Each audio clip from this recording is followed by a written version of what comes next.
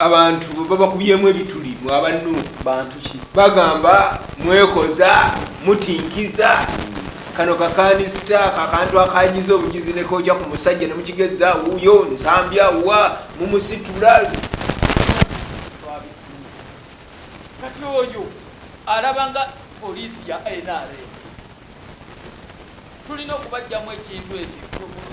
kubera nga balowooza nti babeere nga babuuka bakimanye nti polisi ya Uganda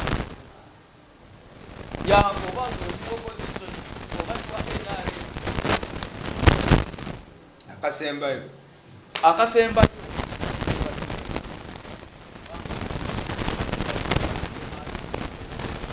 era ensonga lwaki otandikidde mugiya naye sobola kwerabira bannakawempe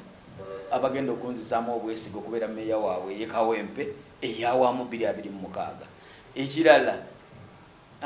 lwakuba ombuusiza amacyo naye nalisose kusooka kwebaza abasawo baffe abajjanjabye pulezidenti waffe Nsambya era kati se bali waka newankubadde akyalina ekisementi kugulu naye essuubi tulirina tesaawa yonna ajja kubaako ne press conference gyakuba then ayogirikirye eggwanga mutegeere ebyamuguddeko kuba kati abamu bwe twogera muyinza okulowooza oba tulimba oba tujajjatta naye nga amazima gali nti kyekituufu kye tubagamba era naye bw'anaaba ayogeddeko eri bannamawulire era statement gitukola naye jajjokola kubanga abamu twabaddewo yabakubye tiyagaasa abayambye abazize engulu ebyo gwe bw'omanyi bwegenda olabe ku lwokuna ekyabadde ku kitebe babadde tebannatukuba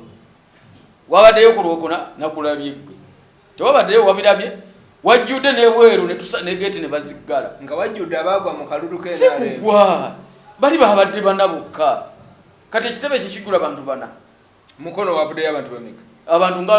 nze nalaba abantu abajjulawo bonna bali bemukono mukono gundi munyanja Ssenyonga yaze n'abasokeyajanerole yajja ne baasi yajja na buli kimu yaze n'abantu be anti gobadoga yagwa kati abo yabajjeewa anti yajja ne banne byali kisiko okuve bukoma nsimbi yalese abantu abasukka mu oyo naye yagwa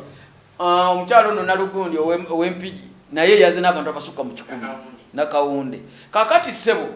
gwe bwoba oyagala kumanya nti National Unity Platform ekyalina amaanyi ng'ewandiika abenaalemu abanyiivu si bokka ne abagenda okudduka baddeyo omubaka wa palamenti ow'Ejjinja tewamulabye ow'FDC ali mu palamenti tewamulabye nga joininga kwobadde ombuuza nti tonalabayo ku mubaka yenna ali mu palamenti yatuzeetagaseeko tewamulabye yakajoininga nga bwagenda yajoininze kati gwekyo kireke gwakumeka ate gwakumeka aliyo ku tikiti ya FDC mu palamenti simanyi byayagala naye kati ye chairman wa district owanu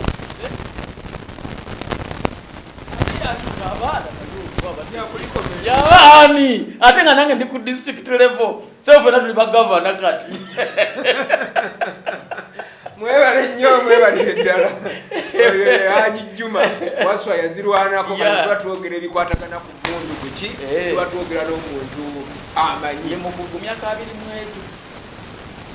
20 namala mu service 20 kyekyakujayo nakoowa nawe mawulire ojja gakoowa sijja kwogera byama naye kankuleke